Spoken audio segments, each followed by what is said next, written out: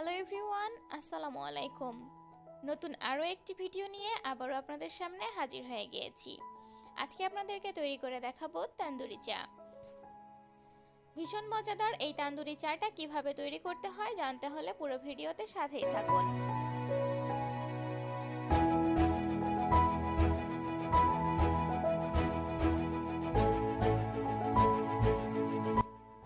তান্দুরি চার মূল উপকরণ হচ্ছে মাটির যে কোনো পাত্র।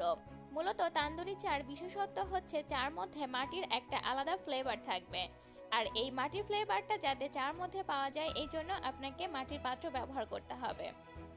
মাটির পাত্র হিসাবে আমি এখানে ছোট সাইজের গ্লাস নিয়েছি। আপনারা যে কোনো মাটির পাত্র ব্যবহার করতে পারবেন, তবে মাটির পাত্র ব্যবহার করার সময় একটু খেয়াল রাখবেন মাটির পাত্রে যেন অতিরিক্ত কোনো রং না থাকে। এখন আমি চুলায় চলে এসেছি মাটির এই পাত্রটাকে পুড়িয়ে নেওয়ার জন্য। চুলাটাকে লো হিটে করে দিয়ে মাটির এই পাত্রটাকে আমি চুলার উপরে বসিয়ে দিয়েছি। মাটির এই পাত্রটাকে ঘুরিয়ে ঘুরিয়ে খুব ভালোভাবে কালচে করে পুড়িয়ে নিতে হবে। তান্দুরি চার টেস্টটা নির্ভর করবে কিন্তু মাটির পাত্রটা আসলে কতটা ভালো করে পোড়ানো হয়েছে এবং এই পাত্রটা কতটা গরম আছে সেটার উপরে। তাই মাটির পাত্রটাকে খুব ভালো করে পুড়িয়ে নিতে হবে এবং পাত্রটা যাতে খুব ভালো মতো গরম থাকে সেটার দিকে অবশ্যই লক্ষ্য রাখতে হবে। এই তান্দুরি চা কিন্তু আমাদের পার্শ্ববর্তী দেশ ভারতের একটি জনপ্রিয় চা। বর্তমানে কিন্তু এই তান্দুরি চাটা আমাদের বাংলাদেশেও অনেক জনপ্রিয়তা পেয়েছে। এই তান্দুরি চাটা খেতে কিন্তু অন্যান্য নর্মাল চার থেকে অনেক বেশি টেস্টি এবং আলাদা একটা ফ্লেভার এই তান্দুরি চার মধ্যে পাওয়া যায়, যার কারণে এই তান্দুরি চাটা খেতে অনেক ভালো লাগে। মাটির এই গ্লাসটা কিন্তু আস্তে আস্তে কালচে হতে শুরু করেছে।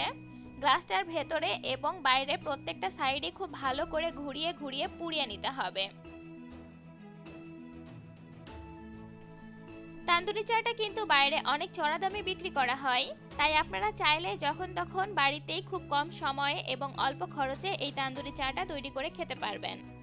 তান্দুরি চা তৈরি করার জন্য 20 টাকা অথবা 30 টাকা দিয়ে যে কোনো একটা মাটির পাত্র কিনে নিলেই কিন্তু বাড়িতেই তান্দুরি চা তৈরি করা সম্ভব। আর তান্দুরি চা তৈরি করার জন্য যে গ্লাসটা আপনি পুড়িয়ে ব্যবহার করবেন সেটা কিন্তু শুধুমাত্র একবার নয়, চাইলে আপনি বারবার চা তৈরির জন্য ব্যবহার করতে পারবেন। এই গ্লাসটা আমার এখন পুড়িয়ে নেওয়া কমপ্লিট হয়ে গিয়েছে। আমি গ্লাসটাকে তুলে পাশের চুলাতে গরম হওয়ার জন্য রেখে দিচ্ছি। গ্লাসটাকে অবশ্যই হিটের উপরেই রাখতে হবে, চুলাটাকে কিন্তু বন্ধ করা যাবে না।